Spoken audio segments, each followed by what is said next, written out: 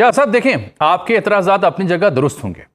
ایک طالب علم تاریخ کا یا سیاست کا جو آپ سے مخاطب ہے، ہم نے تو پاکستان میں جتنے بھی مقبول اور بڑے رہنماؤں کا ظہور دیکھا، اس میں ایک شے بڑی کامن تھی: دل جیتے گئے.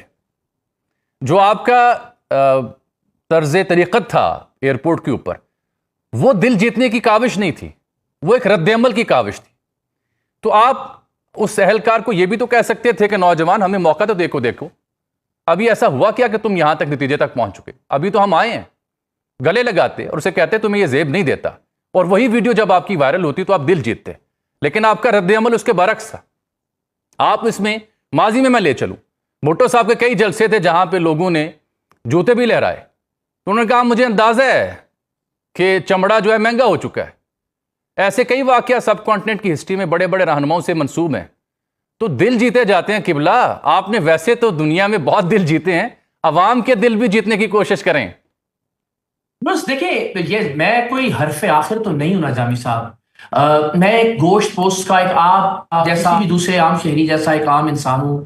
نہ لکڑی کا بنا ہوں، نہ پتھر کا ہوں، نہ لوہے کا ہوں. اس وقت میں ظاہر ہے مجھے ایک عام آدمی کے طور پر، انسان کے طور پر جو سمجھ میں آیا میں نے کیا. آف کورس اس میں ہم امپروومنٹ کریں گے، لیکن بدقسمتی سے جس آپ تاریخ کا حوالہ دے رہے ہیں اس میں ایسا نہیں ہے. عمران خان صاحب دوسروں کو ڈیزر کہہ کے، چپڑاسی کہہ کے، سب سے بڑا ڈاکو کہہ کے، آف کورس یہ کوئی قابل تقلید مثال نہیں ہے، لیکن یہ حوالہ اس اعتبار سے درست نہیں ہے. دوسرا یہ کہ جو کلچر اب پروان چڑھ چکا ہے پاکستان کے اندر، بدقسمتی سے کلچر بھی 78 سال میں کبھی نہیں رہا. اتنی انفارچونیٹ بات ہے کہ آپ اگر غصے کا اظہار کرتے ہیں تو بھی تنقید ہوتی ہے. آپ جو کہہ رہے ہیں نا محبت کا اظہار کرتے تو لوگ کیا ہی بات کرتے ہیں، یہ بھی بڑی بہت ساری جگہوں پہ آپ کی کمزوری سے تعبیر کیا جاتا ہے اس معاملے کو، بہت ساری جگہوں پہ. اور آپ کیا اس پود کو جامی صاحب نہیں جانتے کہ اگر آپ اس کو پیار سے سمجھائیں تو آپ کے خیال میں وہ سمجھ جائے گی جو موبائل لے کے سڑکوں گلیوں پہ مختلف سیاسی رہنماؤں اور مختلف لوگوں کو انکاؤنٹر کرتے پھر رہے ہیں؟ تو میرا خیال ہے کہ یس آف کورس ہر ایک کو ہم میں سے اپنے رویے کو، اپنے رد عمل کو امپروو کرنے کی ضرورت ہے، اور ہمیشہ ضرورت رہتی ہے.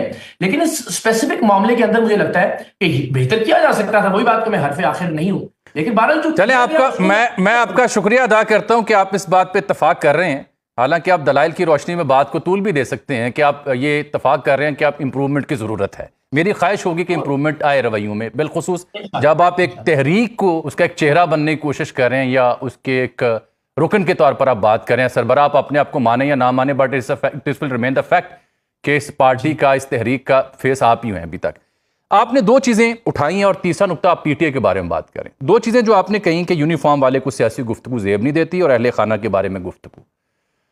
میں پارشلی آپ سے اتفاق کرتا ہوں، لیکن کیا پاکستان کی تاریخ ایسی نہیں ہے کہ یونیفارم میں بڑی بڑی باتیں کی گئیں؟ اور کیا پاکستان کی تاریخ یہ نہیں رہی ہے کہ اہل خانہ کے بارے میں ایسی لوگ گفتگو کی گئی ہے؟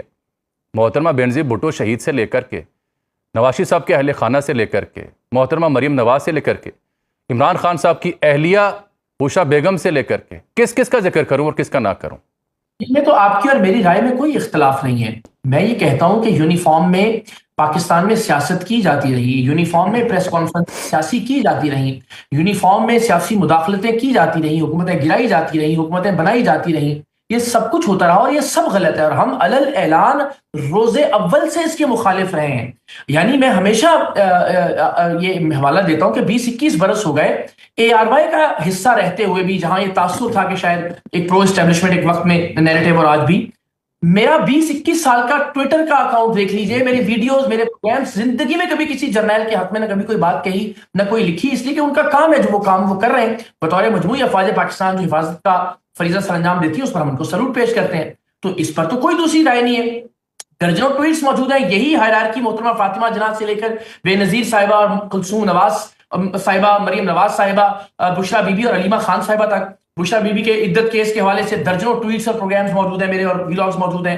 علیمہ خان صاحبہ پر جب بھی ان کے ساتھ ناروا سلوک روا رکھا جاتا ہے ڈیالہ جیل کے باہر، ہم مذمت کرتے ہیں.